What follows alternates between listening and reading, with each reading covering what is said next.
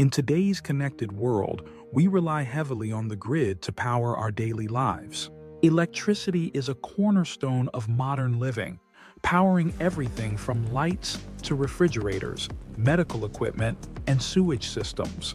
But what happens if the grid fails? If you've ever wondered about the impact of a prolonged power outage, this is your guide. Today, we'll discuss how to survive a grid failure when essential services like running water, electricity, medical devices, and sanitation are no longer available. And if you haven't already, make sure to subscribe to Doomsday Prepper for more survival tips like these. When the grid goes down, many of the conveniences we take for granted cease to function. Without power, electric pumps won't be able to supply clean drinking water. Refrigerators will stop working, risking your food supply, and those who rely on medical equipment like oxygen machines or refrigerated insulin face grave risks. Communication networks might fail, leaving you in the dark about what's happening outside your immediate area. Sanitation systems, which rely on electric-powered pumps, may collapse, creating serious health risks. Water, the most vital resource. One of the first and most critical issues you'll face during a grid failure is the lack of access to running water.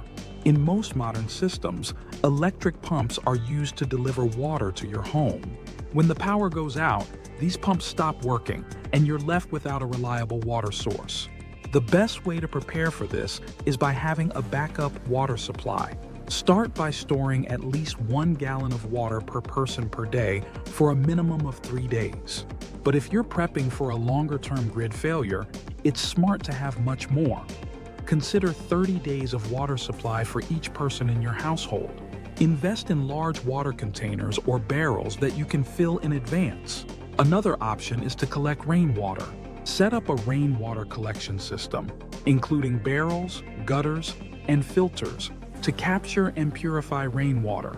Be sure to include purification tablets, filters, or a portable water purifier like a Life Straw or Sawyer filter in your prep kit. This can be a vital source of water when traditional supplies are unavailable.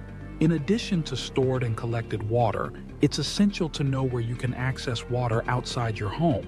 Map out nearby natural water sources such as rivers, lakes, or streams. But keep in mind that even natural water sources need to be purified before drinking. Never drink untreated water unless you're absolutely certain it's safe. In more extreme cases, you can even use snow or ice as a water source, though it's essential to melt it safely to avoid contamination. Consider carrying a portable stove or using your fireplace if available to safely melt snow into drinkable water. Food. Dealing with spoiled supplies. When the power goes out, your refrigerator and freezer will stop working, which can lead to spoiled food.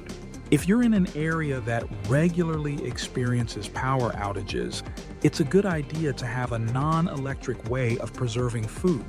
Canning is a time-tested method for preserving fruits, vegetables, meats, and more. You can store food in glass jars and preserve it using a pressure canner.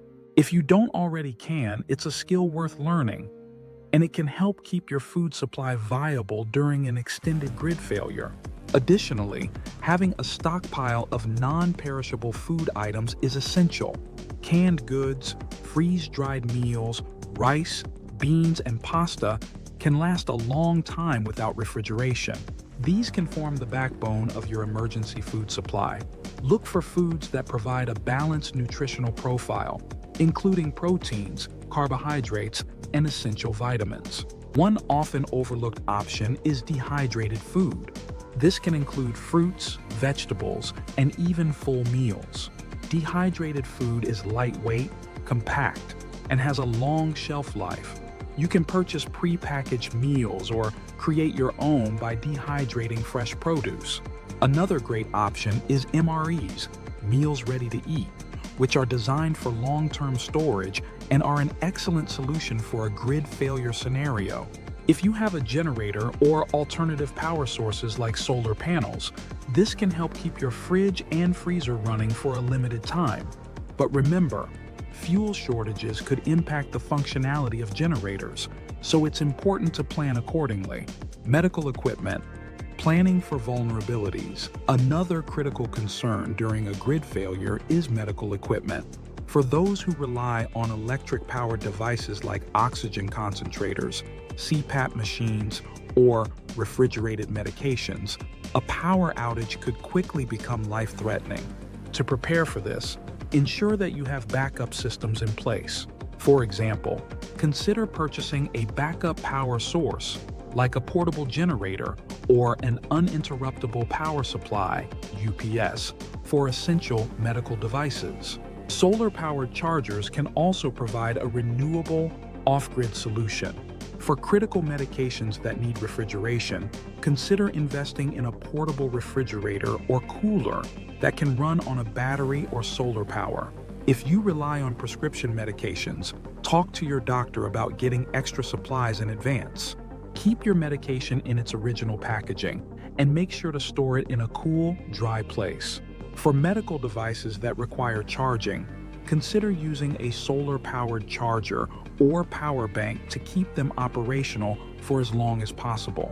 If you or a family member rely on a ventilator, oxygen machine, or other life-sustaining devices, look into obtaining portable, battery-operated versions of these machines if possible. In case of prolonged power outages, hospitals or medical centers may be overwhelmed, so it's important to be as self-sufficient as possible in managing critical health needs. Sanitation, avoiding health risks.